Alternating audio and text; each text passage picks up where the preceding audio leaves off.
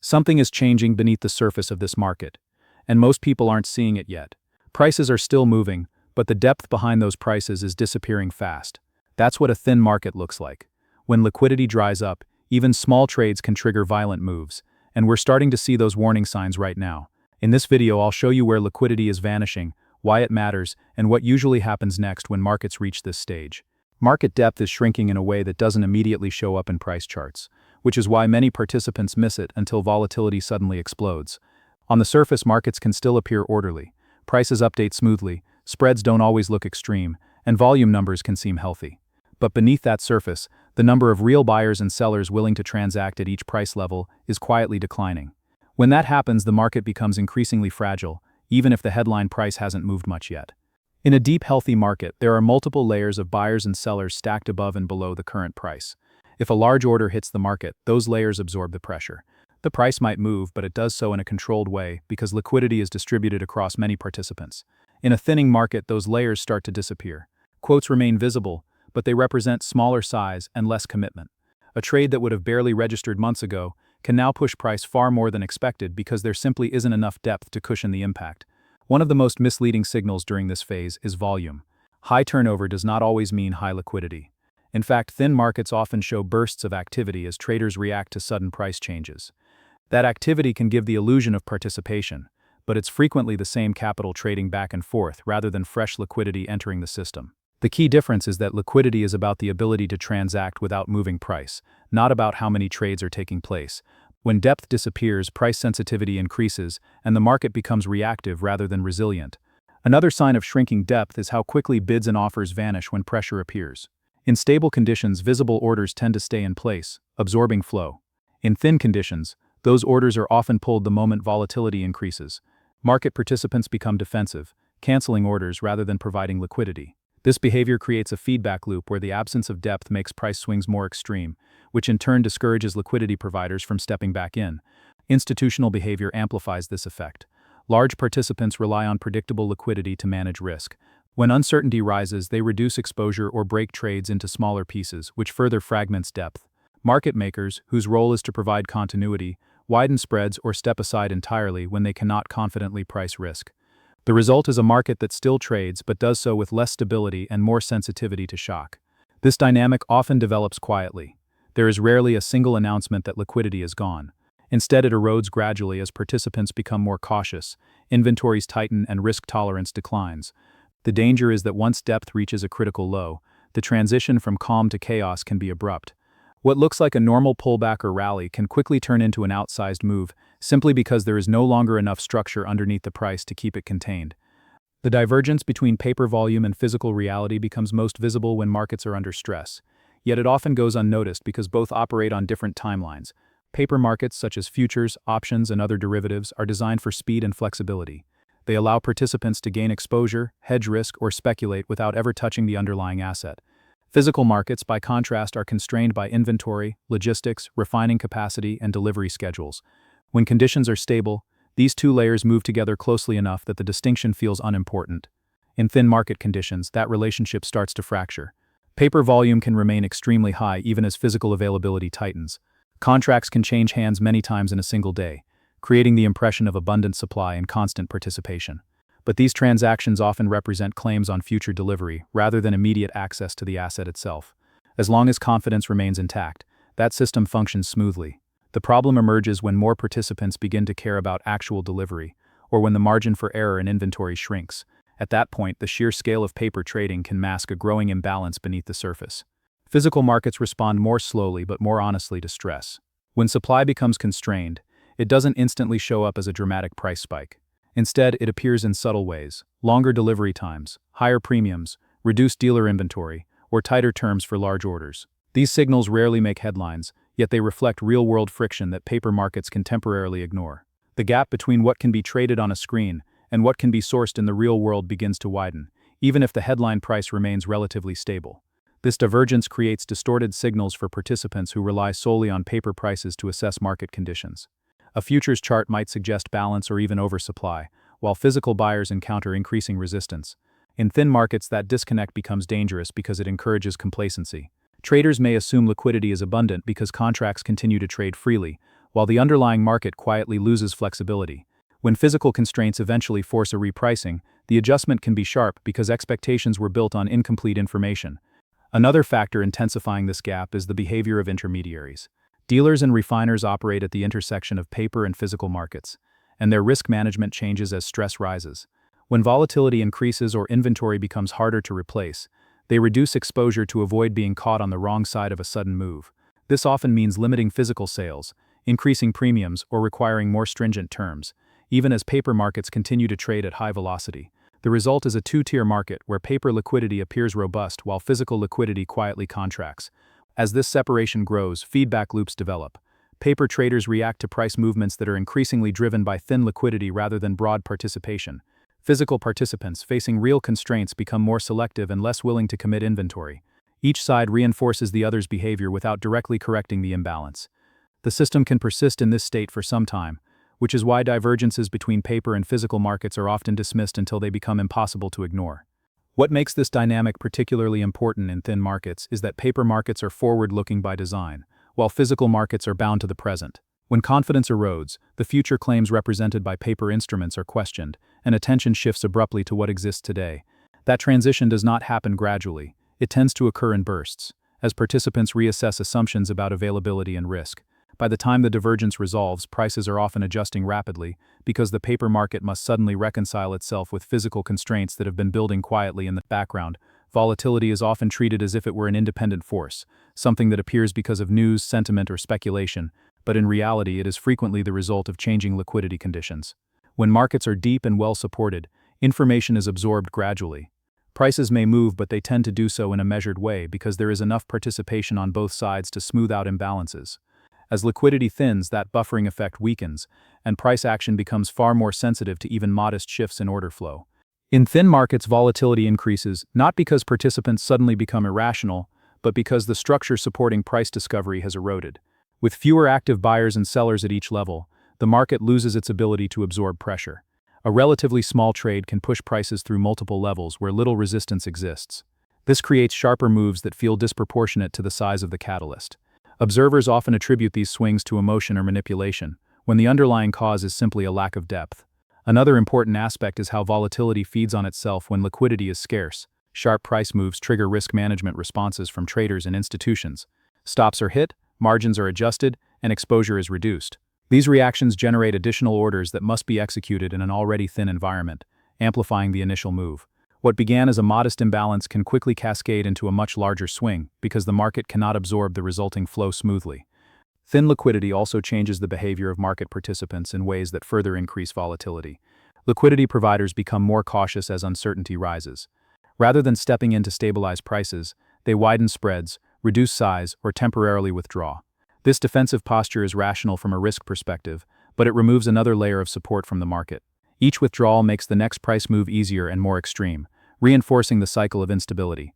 Volatility spikes are especially misleading in this context because they are often interpreted as signals of strong conviction. In reality, they can indicate the opposite, a lack of commitment. When prices move rapidly in a thin market, it does not necessarily mean there is overwhelming demand or supply. It may simply reflect the absence of counterparties willing to stand in the way. The market moves not because many participants agree on direction, but because too few are willing to oppose it. This dynamic explains why thin markets frequently experience sudden reversals. After a sharp move, prices can snap back just as violently once even a small amount of liquidity re-enters the system. A handful of orders can shift sentiment temporarily, triggering a wave of covering or profit-taking that pushes prices in the opposite direction. To outside observers, these swings appear chaotic or manipulated, but they are consistent with a market operating without sufficient depth. Over time, repeated volatility reshapes expectations. Participants become more reactive, shortening time horizons and reducing risk tolerance. Long-term positioning gives way to short-term trading as uncertainty rises. This behavior further reduces stable liquidity, replacing it with transient participation that disappears at the first sign of stress. The market becomes increasingly reflexive, with price movements driving behavior rather than reflecting underlying fundamentals. What makes volatility such a powerful signal in thin markets is that it reveals structural weakness rather than directional certainty. Elevated and erratic price action suggests that the normal mechanisms of price discovery are struggling to function. Instead of reflecting a broad consensus, prices are being set by whoever is willing to trade at that moment. As liquidity continues to thin, volatility ceases to be an occasional feature and becomes a defining characteristic of the market environment. As liquidity conditions deteriorate, one of the clearest but least discussed shifts is the behavior of dealers and institutional participants. These entities are often assumed to be a permanent source of stability in markets, providing depth and continuity regardless of conditions. In reality, their participation is highly sensitive to risk, balance sheet constraints, and confidence in the ability to manage exposure. When uncertainty rises, their first response is not to absorb more risk, but to protect capital, and that withdrawal plays a central role in making markets thinner. Dealers and market makers operate on narrow margins and rely on predictable flows. Their ability to provide liquidity depends on confidence that they can offset positions, hedge exposures, and source inventory without significant disruption. As volatility increases or supply chains tighten, those assumptions weaken. Faced with higher uncertainty, dealers begin to widen bid-ask spreads to compensate for risk. This is often one of the earliest signs that liquidity is deteriorating, even if prices have not yet moved dramatically. Wider spreads signal hesitation, not aggression. Institutions managing large portfolios respond in a similar way. When market conditions become harder to interpret, risk models adjust quickly. Position limits are reduced, leverage is trimmed, and new exposure is delayed. These actions are typically invisible to retail participants, but they have a profound impact on market depth. Large players stepping back means fewer sizable orders sitting in the market, which removes an important stabilizing force. What remains is a market increasingly driven by smaller, faster-moving participants. This pullback creates a subtle but powerful shift in market dynamics. Dealers who once absorbed temporary imbalances now avoid holding inventory for more than brief periods. Instead of smoothing price movements, they pass risk along as quickly as possible. This behavior accelerates price changes, because trades that would previously have been internalized are pushed back into the market. The result is a structure where prices adjust more rapidly and with less resistance. Another factor is the interconnected nature of institutional risk management. When one segment of the market becomes stressed, the impact spreads quickly through correlated positions. Institutions often manage risk across multiple assets simultaneously. A spike in volatility in one area can trigger reductions elsewhere, even if fundamentals have not changed. This cross-market de-risking further drains liquidity, as capital is pulled back broadly rather than redeployed selectively. The withdrawal of institutions also alters expectations. Other participants, observing reduced depth and more erratic price behavior, become more cautious themselves. This reinforces the trend, as fewer traders are willing to commit capital for longer durations. Short-term strategies dominate, and long-term positioning becomes rare. The market increasingly reflects tactical responses rather than strategic conviction, which makes liquidity even more fragile. What makes this process especially dangerous is that it often occurs without dramatic headlines. There is no announcement that dealers are stepping aside, or that institutions are reducing exposure. The change is gradual and largely invisible until its effects are felt through sharper price moves and unstable trading conditions.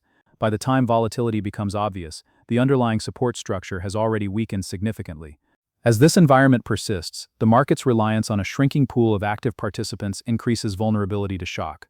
Any unexpected event, even one that would normally be absorbed easily, can have an outsized impact because the usual buffers are no longer present.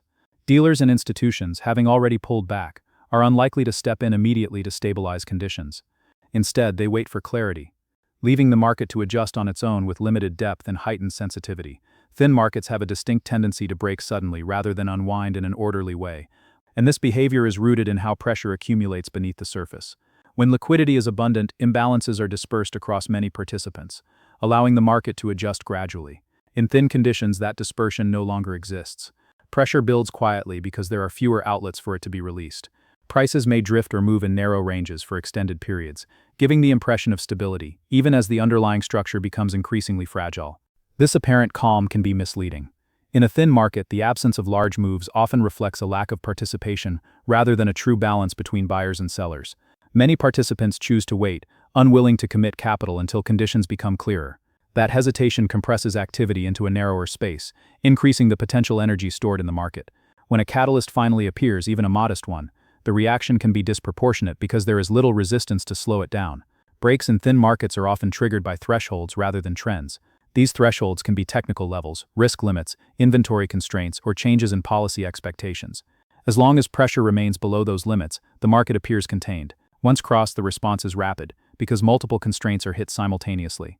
Orders that were waiting are released at the same time, risk controls activate in parallel, and liquidity providers step back further, all of which accelerates the move.